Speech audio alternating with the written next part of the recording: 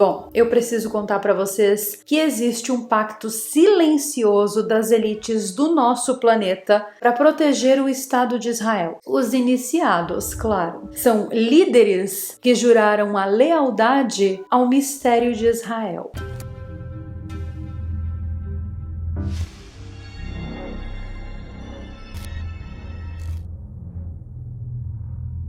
Em todas as reuniões de alto nível, seja na ONU, no G7, no Fórum Econômico Mundial ou em cúpulas discretas que jamais aparecem nos jornais, uma única regra não descrita prevalece. Nós precisamos proteger o Estado de Israel. Independentemente do país, partido ou ideologia, os líderes mundiais se curvam diante de uma obrigação invisível, uma espécie de uma obediência que é quase que religiosa.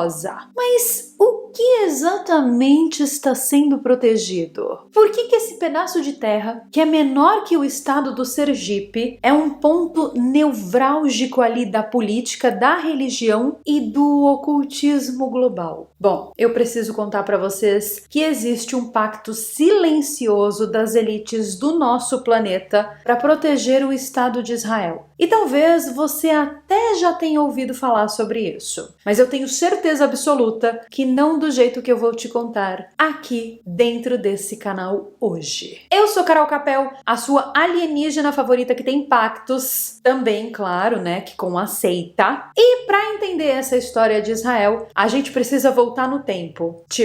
Precisa voltar muito no tempo. O local mais disputado de Jerusalém é uma colina conhecida como Monte Moriá, ou no presente, um local conhecido como Monte do Templo. Segundo a tradição, foi ali que Abraão sacrificou o seu filho, ali que Salomão construiu o primeiro templo e ali que Herodes ergueu o segundo. Foi ali também que, após a destruição romana, foi selado algo que jamais deveria ter sido esquecido. Existe alguma coisa que caiu ali, a gente sabe. Todo mundo acha que é um templo, mas o que caiu ali não foi um templo não, viu? Foi um véu. O que caiu, gente, foi o espaço entre os mundos. Pelo menos é isso que dizem os textos cabalísticos antigos. E dizem que esse véu, ele era mais fino naquele exato ponto. Então, segundo o Zohar, que é o livro base da Cabala, o Monte do Templo não é apenas um local sagrado, mas sim um eixo interdimensional, uma espécie de um campo energético que conecta os céus e os abismos. É um local onde a Shekinah, uma presença divina, se manifesta, ou onde ela se esconde, não é mesmo? E com a destruição do templo, algo foi deixado para trás. Tipo uma cápsula, tipo um selo, tipo um artefato pré-diluviano enterrado antes mesmo da chegada ali dos israelitas. Eu tô falando de um pedaço da primeira criação que é anterior à Gênesis bíblica.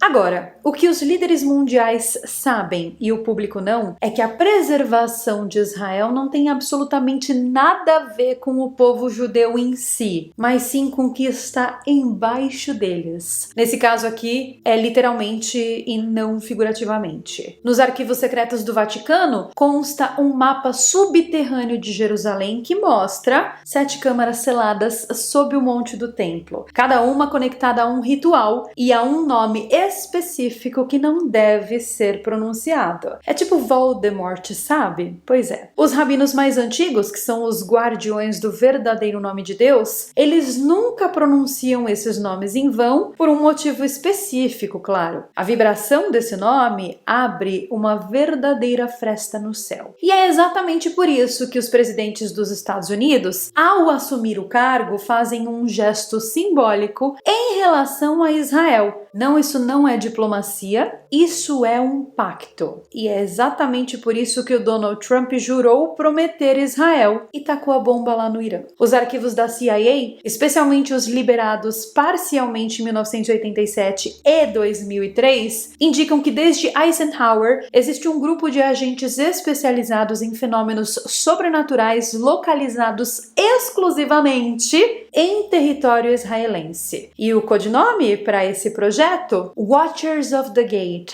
ou seja, os guardiões do portão. Para os místicos hebreus, por exemplo, especialmente os seguidores de Isaac Luria, o mundo foi criado por meio de contrações divinas. Eles chamam de Tzim Tzum. E esse Tzim Tzum deixou cascas de Klipot, que são fragmentos de luz aprisionados em matéria escura. Então o Monte do Templo é considerado o ponto onde a ruptura mais poderosa aconteceu. É ali, entre portas milenares e túneis esquecidos, que está o maior fragmento aprisionado. E os líderes mundiais o conhecem por outro nome. Sim, eu estou falando dela, da Caixa de Metatron. Essa entidade que muitos acham que é um anjo, não é um anjo nem um demônio, mas sim um guardião dimensional. E, segundo a tradição, esse ser também foi o escriba de Deus, mas também o carcereiro do portal terrestre. Então essa Caixa de Metatron, ela seria uma tecnologia espiritual deixada por civilizações anteriores ao dilúvio, possivelmente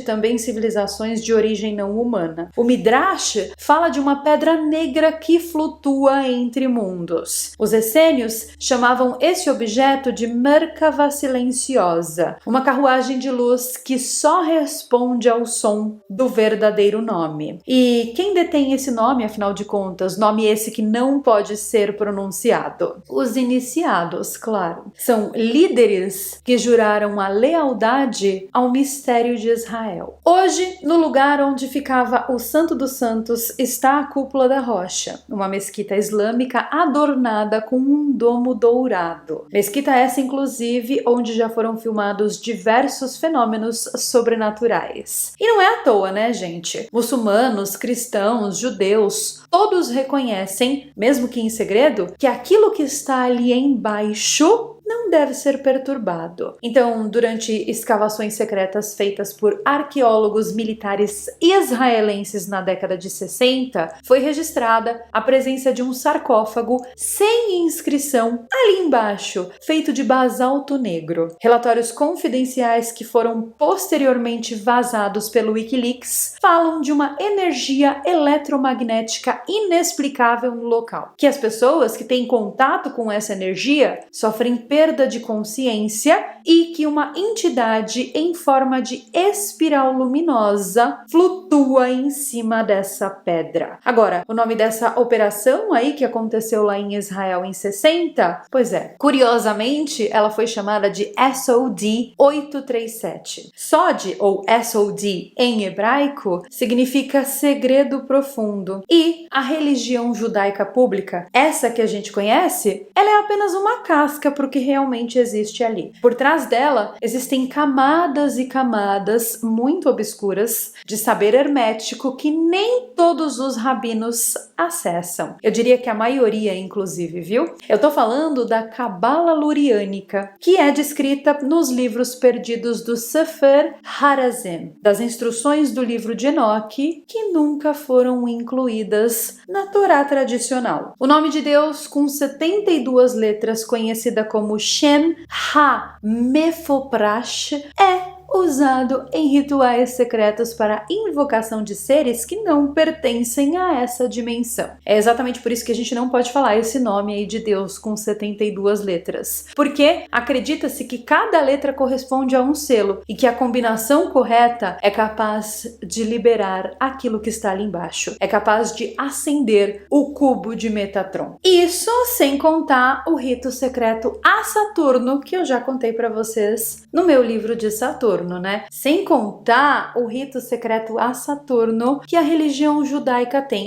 Quem quiser ler o meu livro de Saturno, o link está aqui embaixo na descrição desse vídeo. Esse cubo aí, o tal cubo de Metatron, segundo estudiosos de geometria sagrada, é a chave da decodificação dos portais interdimensionais. E ele é o único artefato conhecido que é capaz de estabilizar a passagem aberta que existe entre os mundos. mundos. Os líderes globais juram proteger Israel porque sabem o que está ali. Eles sabem que o que tem ali é uma barreira muito frágil entre o nosso mundo e algo muito mais antigo e muito mais inteligente do que a humanidade. Durante a Segunda Guerra Mundial, o próprio Hitler enviou arqueólogos para Jerusalém com o objetivo de encontrar o canhão dimensional descrito nos textos gnósticos dos ofitas. Uma arma baseada na vibração de som e luz que seria capaz de quebrar o selo do monte do templo. E os aliados sabiam disso. É exatamente por isso que aconteceu a criação do Estado de Israel em 1948. E isso não foi, de maneira nenhuma, apenas um ato político, mas sim foi um acerto hermético, uma renovação do pacto para manter esse selo fechado, sobre a vigilância de quem possui esse conhecimento. Desde então, todos os presidentes norte-americanos, papas, monarcas, líderes do G20 fazem parte do Círculo dos Guardiões. Esse círculo não tem sede social, mas se encontra secretamente nas ruínas de Qumran, ali próximo ao Mar Morto. Local esse, inclusive, onde foram encontrados os manuscritos do Mar Morto, ou o livro de Enoque, se você quiser chamá-lo pelo nome oficial. Então, Israel não é apenas um país. Ele é uma engrenagem espiritual, um selo mágico, um lembrete de que esse mundo aqui não é absolutamente nada do que parece. E é exatamente por isso que os líderes se curvam. Não é por piedade, não é por medo, não é porque o Irã tem ameaças nucleares, mas é porque eles sabem muito bem que o dia que o portal que existe ali no monte for aberto, não haverá aliança, bomba nuclear ou religião capaz de fechá-lo de novo. E no fundo, essa galera aí, a elite do nosso planeta, sabe que esse selo que existe lá já está rachando. E é exatamente por isso que Israel, de tempos em tempos, entra em guerra. Porque existem forças opostas que querem abrir aquilo que foi selado.